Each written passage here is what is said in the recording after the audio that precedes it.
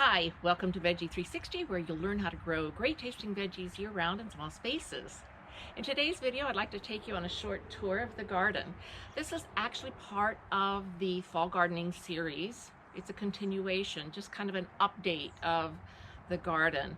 As you will see when you take the tour, I was a little bit late getting things planted this year, later than usual, but this has been an oddball year with temperatures being warmer than normal.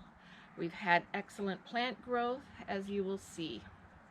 If you missed any of the videos, any of the earlier videos in this series, I'll include links to those videos in the description below so that you'll be able to catch up. Welcome to the garden. It is now December 31st, New Year's Eve, and can you believe it's 61 degrees right now, which is roughly 15 degrees centigrade. Unusually warm day for this time of year, but that pretty much reflects how the fall has gone. So I have taken the row covers off of my garden just to get a chance for the plants to breathe. Tomorrow, for New Year's Day, I'll be harvesting these beets. I've planted some daikon radishes and 4 different varieties of broccoli. What I really want to show you, though, is this bell pepper. We'll be harvesting this tomorrow for our New Year's Day lunch. This pepper has seen better days, but what can you expect? We've had freezing temperatures for several nights, but these wonderful row covers have kept the plants nice and toasty.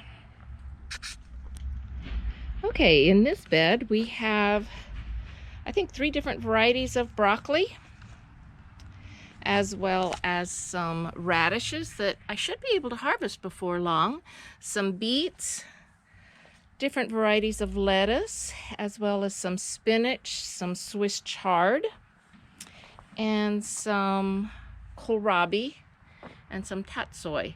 I've got a couple of empty spaces that I'll probably be planting out maybe next week. And then this thyme has been a really nice addition to the garden because I can come down at any time and harvest some thyme to use for cooking. Now this has been a really nice surprise. This is called neon calendula. I actually planted it last spring before last, and it overwintered last winter, and it looks like it's overwintering again this winter. It is just beautiful. Very, very nice addition to the garden. And as you'll see, I have pulled the row covers back. I'll be covering them probably on Sunday because we're going to have freezing temperatures. I think the low is 25 on Sunday morning. Pretty chilly for these guys. And then we have some cauliflower and some broccoli growing in this bed, along with some beets, more garlic, and more of this beautiful calendula. I am so impressed.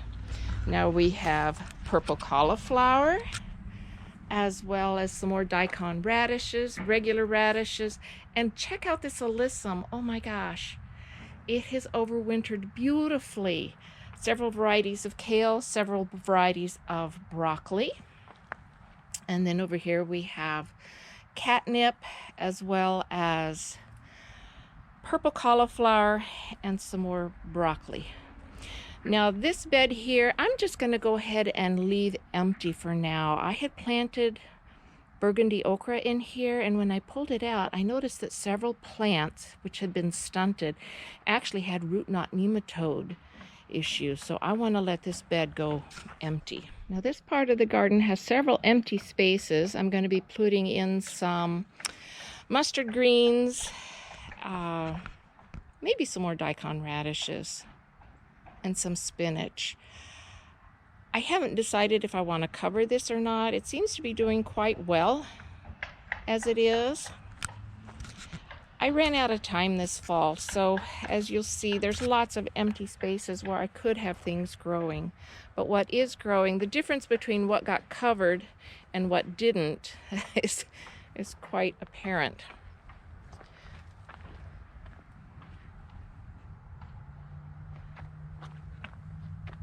We have some kale and broccoli, different variety of broccoli, and then some mizuna, which is going to be very, very tasty.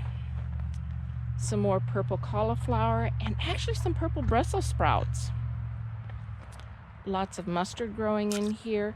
This part of the garden, though, I haven't planted out yet. I had root knot nematode issue on this side of the garden too, so I'll probably be putting in some mustard greens around February.